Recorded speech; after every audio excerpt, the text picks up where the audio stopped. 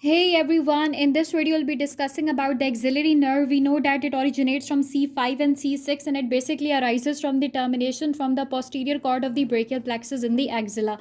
I'll show you from this diagram the axillary nerve. This is the axillary nerve and this one is the posterior circumflex humeral artery. So it curves deeply into the axilla and enters the quadrangular space. This is the quadrangular space with the posterior circumflex humeral artery. You can see the posterior circumflex humeral artery and the axillary nerve. So as the nerve passes through the space, it comes into close relationship with the inferior aspect of the capsule of the shoulder joint and with the medial side of the surgical neck of the humerus.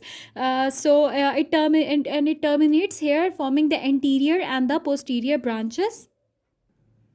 So the axillary nerve has its branches, the articular branch, the anterior terminal branch and the posterior terminal branch. The articular branch is that it supplies the shoulder joint and the anterior terminal branch is this one and it winds around the surgical neck of the humerus deep to the deltoid. This one is the deltoid and it is present deep to the deltoid muscle. It even supplies the deltoid muscle and the skin that covers the lower part. And the posterior terminal branch, this one is the posterior terminal branch. It gives off a branch to the teres minor. Now this one is the teres minor muscle and a few branches to the deltoid and then emerges from the posterior border of the deltoid as the upper lateral cutaneous nerve of the arm. So this was all about the axillary nerve. Don't forget to like and subscribe to the channel. Thank you.